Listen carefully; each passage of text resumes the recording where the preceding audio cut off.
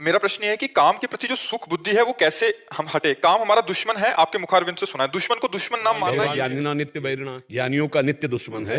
अज्ञानियों को तो परास्त किया ही है। काम जो हमारे अंदर कामना है, ये प्रतिपल हमको प्रेरित करती रहती है। संसार के समस्त मनों में है, किसी एक मन की थोड़ी बात है। कोई ऐसा नहीं, कोई बोल रहा है, मान लो तुम बच्चे हो, सतमार्ग के हो तो तुम बोल रहे हो, नहीं तो कोई बोल नहीं रहा, लेकिन बहुत है।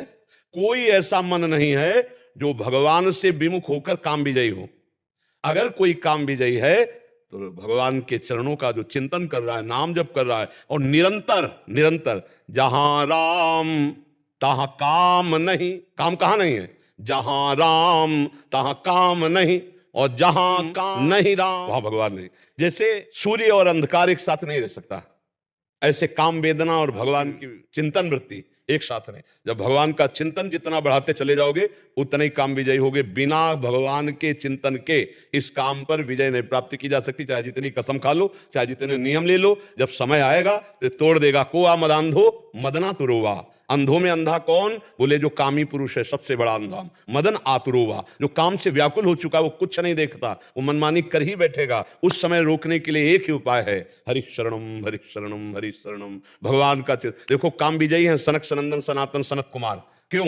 क्योंकि हर समय उनकी जिह्वा से निकलता रहता है हरि शरणम हरि शरणम हरि शरणम। आप देखो, अगर चरित्र सुनाओ ठाकुर श्री हरिदास जी का, नाम उच्च स्वर से उच्चारण करते थे। तो एक धनी आदमी जा रहा था वैश्या के साथ, तो कहा कि देखो ये तो नाम जप कर रहे हैं, नौ युवक और तेजस्वी स्वरूप हरिदास जी का। तो उन्होंने कहा हमारी जैसी का कभी पाला नहीं पड़ा होगा, इसलिए नाम जप कर रहे हैं। तो उनका ये ऐसे तो नहीं दिखाई देते। तो उन्होंने कहा कि जितना रुपया मांगोगे देंगे, तो इनको गिरा दो इनके मार्ग से। तो उनका ये तो हमारे ऐसे, वो समझती थी कि नौजवान हैं, अभी आकर्षित कर लेंगे जाके। श्रृंगार करके नवयुवती थी, कुटिया में बैठी, कहा ए बाबा हम आपसे बात करना चाहती। उनका कृष्ण कृष्ण हरे हरे राम है, हर समय महामंत्र का बहुत जोर से उच्चारण करते हुए दिन भर लगे रहते नाम में।